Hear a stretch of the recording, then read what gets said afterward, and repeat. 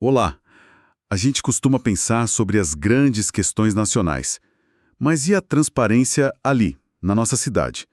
Como as prefeituras e câmaras municipais mostram onde o dinheiro público é gasto?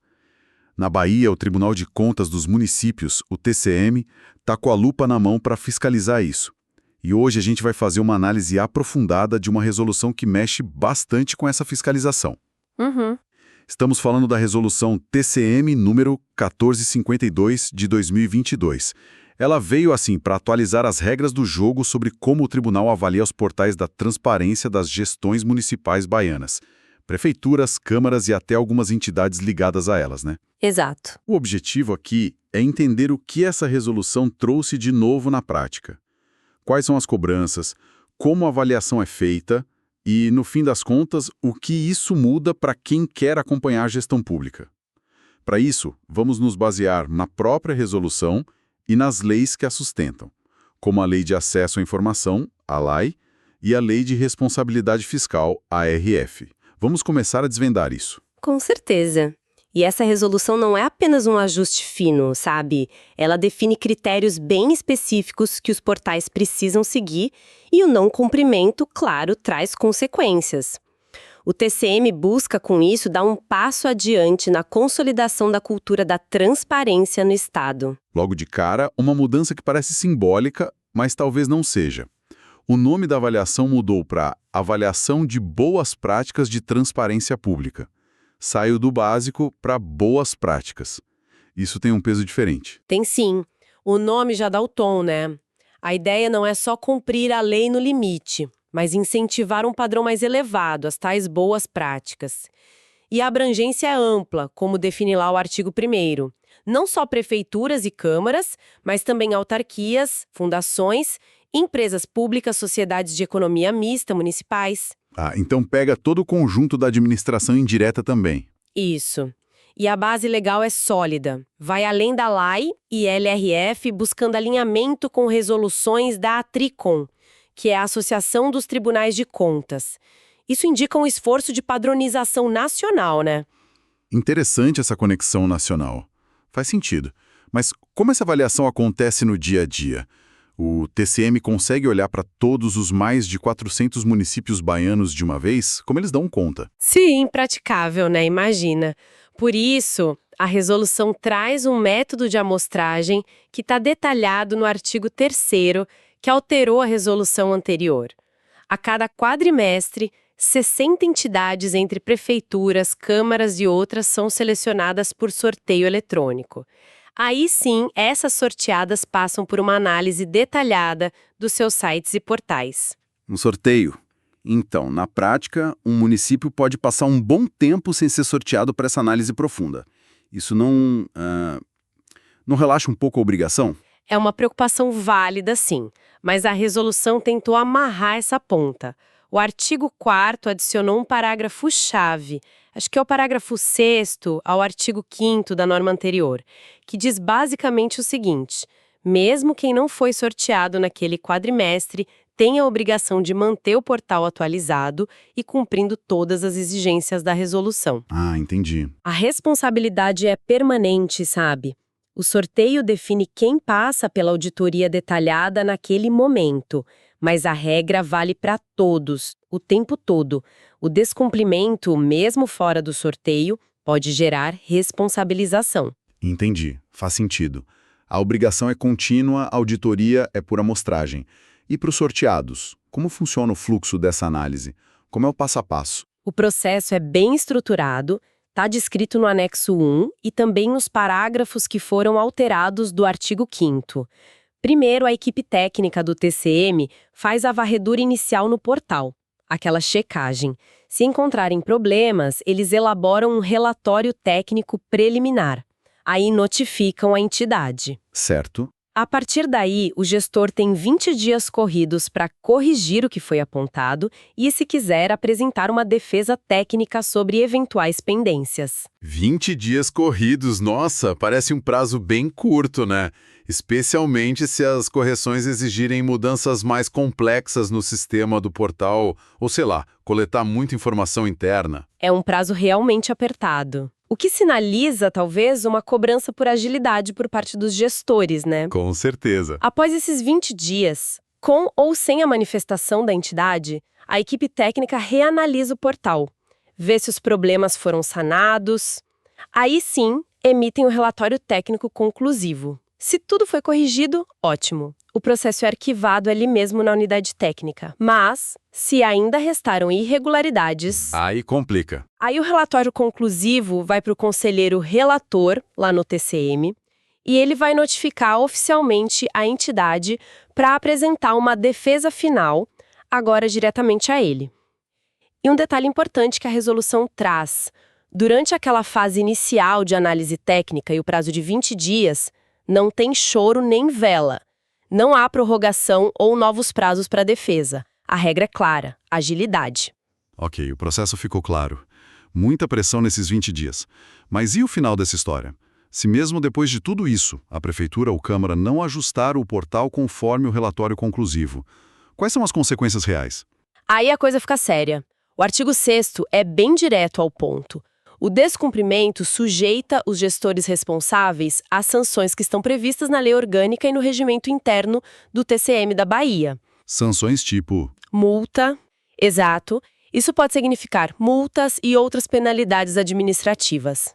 multas. Isso costuma ter efeito, né? Mexe no bolso. Sim, mas olha, tem um ponto de transição importante aí. O artigo 8º da resolução trouxe uma ponderação. Ele diz que as avaliações feitas sobre os exercícios de 2021 e 2022 tiveram um caráter definido como eminentemente pedagógico. Pedagógico? Como assim? Na prática, isso significou que, durante esse período, aquelas sanções mais pesadas do artigo 6º não foram aplicadas. Foi tipo um tempo para os municípios se familiarizarem com as novas regras, sabe? Entenderem as exigências antes da cobrança mais rigorosa começar. Ah, entendi. Uma fase de adaptação, então. Fez sentido dar esse tempo, considerando o nível de detalhe que parece vir pela frente com essa resolução. Exato. E falando em adaptação, a resolução deu um prazo geral para todo mundo se ajustar depois que ela foi publicada. Tipo um prazo para arrumar a casa. Deu sim. O artigo 11 diz que a resolução entrou em vigor na data da publicação, lá no finalzinho de 2022. Porém, o parágrafo único, citando a Lei de Introdução às Normas do Direito Brasileiro, a LNDB, deu um prazo de 3 meses. 3 meses para que os municípios tomassem as medidas administrativas internas para se adequarem. Uma janela para organizar a casa antes da bola começar a rolar para valer, digamos assim. Certo, 3 meses de fôlego. Agora, vamos mergulhar no que mais interessa a quem busca informação. O que exatamente o TCM da Bahia passou a verificar nesses portais? É aqui que entra o famoso anexo 2, certo? A verdadeira lista de exigências da transparência. Exatamente. O anexo 2 é o coração da resolução, é a metodologia de análise ponto a ponto e é fundamental entender que isso não é uma invenção isolada do TCM da Bahia, tá? Essa metodologia foi construída com base na Constituição, na LRF, na LAI, em decretos federais como o 10.540 de 2020 e, principalmente, num acordo de cooperação técnica nacional. Um acordo nacional. Sim, firmado em 2022 entre os Tribunais de Contas, a Atricom, o Instituto Rui Barbosa, várias entidades de controle. Ou seja, o nível de exigência na Bahia está alinhado a um padrão que se busca em todo o país. Nossa, isso dá uma dimensão maior à coisa toda. Então, vamos explorar alguns desses pontos-chave do anexo 2.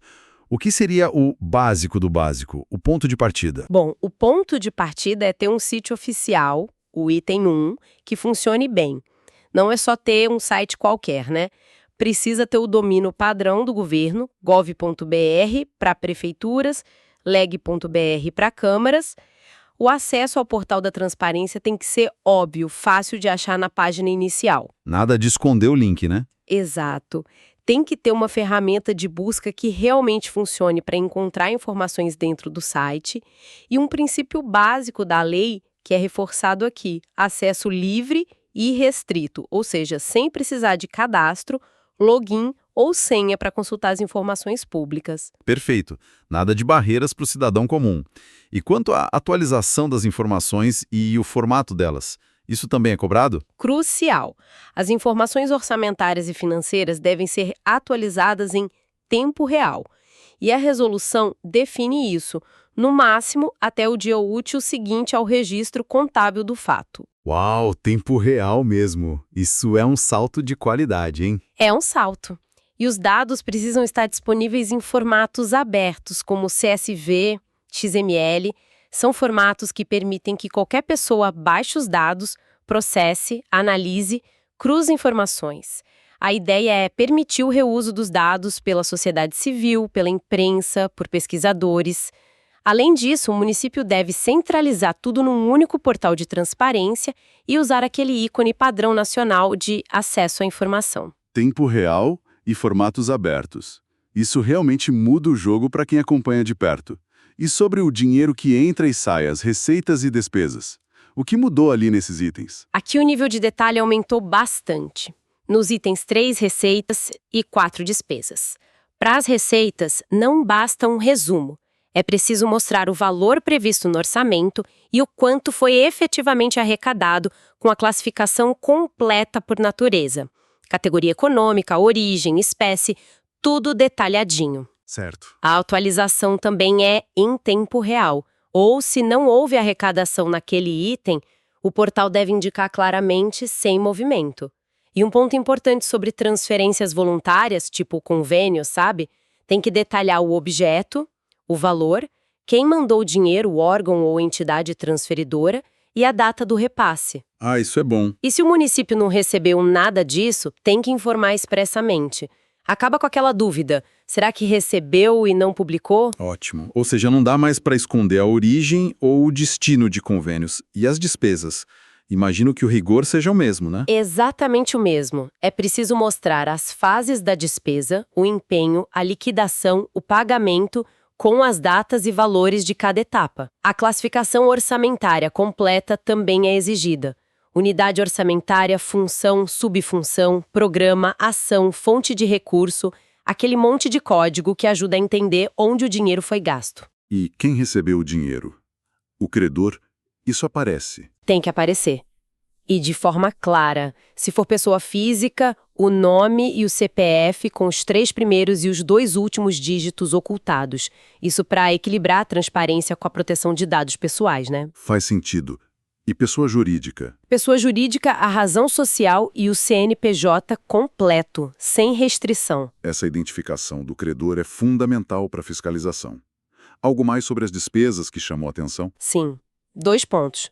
Primeiro, tem que indicar qual foi o procedimento licitatório que deu origem àquela despesa ou, se não teve licitação, apresentar a justificativa formal para dispensa ou inexigibilidade.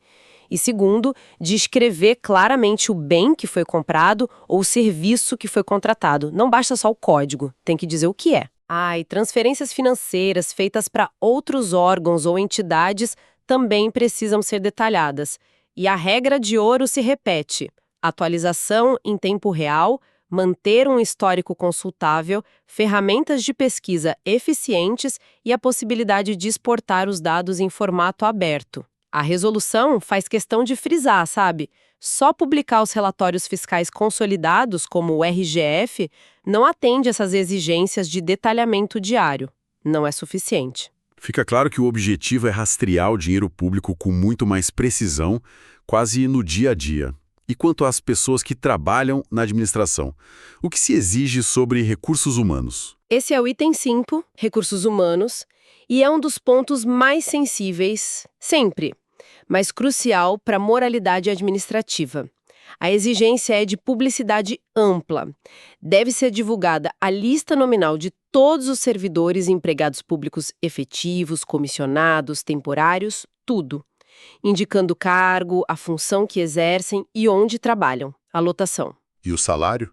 E o ponto que sempre gera debate, a remuneração bruta nominal individualizada de cada um. Nome e quanto ganha bruto. Nossa, individualizado mesmo. Individualizado. Além da lista, a tabela com os padrões de vencimento de todos os cargos e funções também deve estar disponível. Tudo atualizado mensalmente, com histórico, permitindo busca e exportação de dados. Divulgar a remuneração individual. Isso é forte, né? Alinhado com decisões do STF sobre o tema, mas sempre um ponto de atenção e polêmica. E como ficam as licitações e contratos, que são áreas clássicas de preocupação com a transparência? Os itens 7, licitações, e 8, contratos, receberam um tratamento bem rigoroso, sim.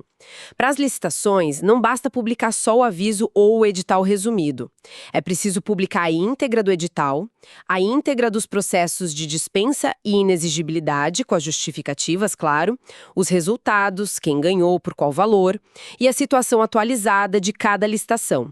Se está aberta, suspensa, concluída. E você mencionou algo sobre as que não deram certo. Exato. Um detalhe interessante. Até as licitações que deram errado, as que foram fracassadas ou desertas, que não tiveram interessados ou propostas válidas, precisam ser informadas. Isso mostra o ciclo completo. Entendi. Até as que não deram certo. Isso mostra um nível de controle e informação bem abrangente. E os contratos que foram efetivamente assinados depois das licitações? Para os contratos, a exigência é publicar a relação completa de todos os contratos vigentes, um resumo do objeto e do valor, a íntegra do documento assinado. A íntegra mesmo, o contrato todo. O contrato todo. E, muito importante, a íntegra de todos os termos aditivos que, porventura, alteraram o contrato original.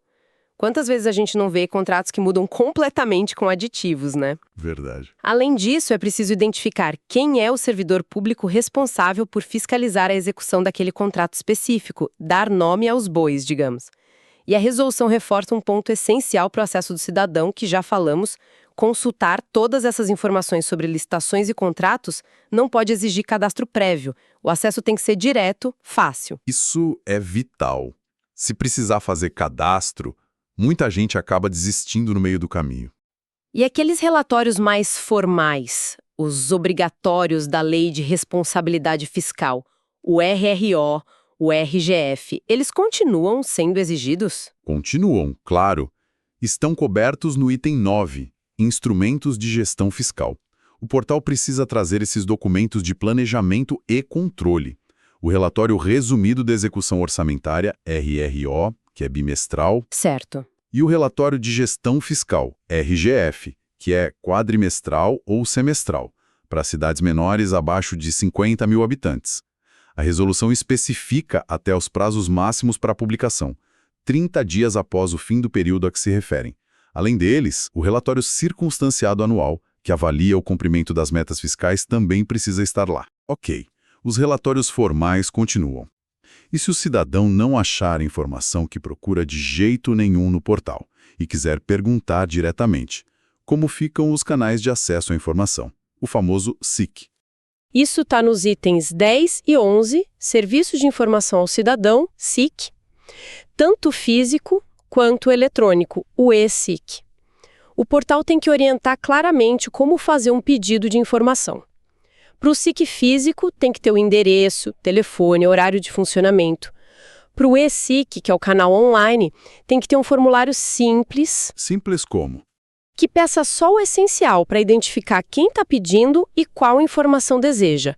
Sem burocracias desnecessárias, tipo exigir cópia de documento, reconhecimento de firma, essas coisas que dificultam. Tem que ser possível também acompanhar o andamento do pedido online, saber se já foi respondido, qual a resposta. Além disso, o município precisa publicar duas coisas importantes. A sua própria norma local, lei ou decreto que regulamenta lá no município. A regulamentação local. Exato. E um relatório estatístico anual sobre os pedidos de informação recebidos e atendidos. Quantos foram negados, tempo médio de resposta. Isso ajuda a monitorar como a lei está funcionando na prática. Muito bom esse relatório estatístico. E a acessibilidade do portal e outros canais de interação com o cidadão, como a ouvidoria, foram lembrados? Foram sim. O item 12, acessibilidade, exige que o portal siga padrões para permitir o uso por pessoas com deficiência. A resolução menciona recursos como alto contraste, possibilidade de aumentar a fonte, ter o símbolo de acessibilidade visível e um mapa do site para facilitar a navegação. Já o item 13, ouvidoria, requer informações claras sobre como registrar reclamações, sugestões, elogios, tanto presencialmente, com endereço, telefone, horário, quanto por canais eletrônicos, e cobra a publicação da carta de serviços ao usuário. Carta de serviços. O que é isso exatamente? É um documento muito útil. Ele detalha todos os serviços que a prefeitura ou a Câmara oferecem ao cidadão. Como acessar cada um deles, quais os requisitos, os prazos esperados e os padrões de qualidade no atendimento. Ajuda muito a saber o que esperar do serviço público. Nossa, essa carta de serviços parece muito útil mesmo. Para fechar essa parte mais densa do anexo 2, as câmaras municipais, o legislativo, elas têm alguma tarefa extra específica para elas? Alguma cobrança diferente? Tem sim.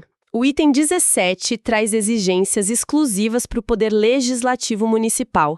E olha, são ferramentas poderosíssimas para o controle social, para a gente acompanhar o trabalho dos vereadores. O que ele pede? Além de tudo que já falamos, que se aplica a elas também, né? As câmaras precisam publicar as leis e atos normativos municipais. Não só os recentes, mas dos últimos 3 anos, e de forma pesquisável para facilitar encontrar uma lei específica. Devem informar detalhadamente os gastos dos vereadores com as chamadas cotas parlamentares ou verbas indenizatórias, se existirem no município, quanto cada um gastou, com o quê. A famosa verba indenizatória. Isso é importante. Muito. Os projetos de lei em tramitação precisam estar disponíveis com a íntegra do texto, os documentos anexos, pareceres, etc., e o status atualizado, em qual comissão está, se já foi votado, as atas das sessões plenárias, os resultados das votações nominais, quem votou como em cada projeto, e a lista de presença dos vereadores nas sessões dos últimos 30 dias também são obrigatórios. Lista de presença? Para saber quem está trabalhando. Exato.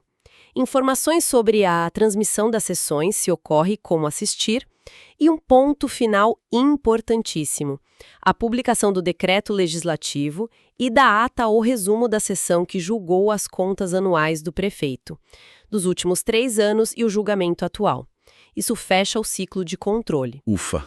Realmente um nível de detalhamento impressionante. Impressionante mesmo. Recapitulando então, para a gente organizar as ideias. Essa resolução 1452 do TCM da Bahia não só apertou o processo de avaliação, com o sorteio quadrimestral e aqueles prazos curtos para correção, mas principalmente ela expandiu e detalhou imensamente o que se espera dos portais de transparência. Cobriu desde o básico do site, a usabilidade, até o detalhe da execução financeira diária, passando por pessoal com remuneração individual, licitações com íntegra de contrato e aditivo, canais de acesso e ainda regras bem específicas para as câmaras. É isso. Exatamente isso.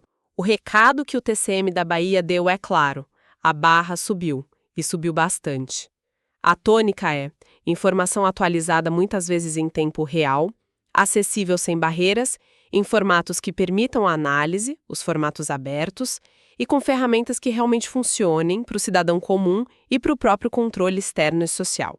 É um reflexo claro da demanda da sociedade por mais transparência e um alinhamento, como a gente viu, a um esforço nacional para dar mais efetividade à Lei de Acesso à Informação e à Lei de Responsabilidade Fiscal. E o que isso tudo significa no final das contas?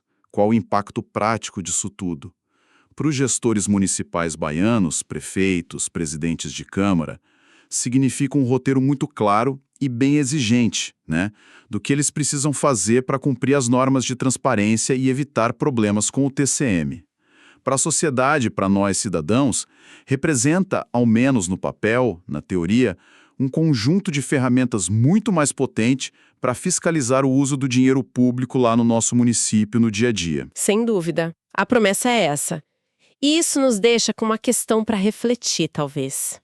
Qual? Com um nível de exigência tão alto, detalhado assim, e um sistema de auditoria que funciona por amostragem, né, com o sorteio, qual será o impacto real disso na cultura administrativa das prefeituras e câmaras lá na ponta?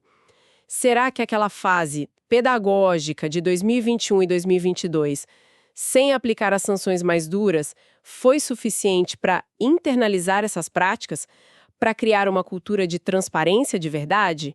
Ou será que a mudança vai ser impulsionada mais pelo receio da punição, da multa, do que por uma real convicção na importância da transparência pública? É algo para a gente observar nos próximos anos, acompanhar como isso vai se desenrolar na Bahia. Uma ótima reflexão final. A existência da regra é um passo, mas a mudança cultural é outro desafio. Vamos ficar de olho.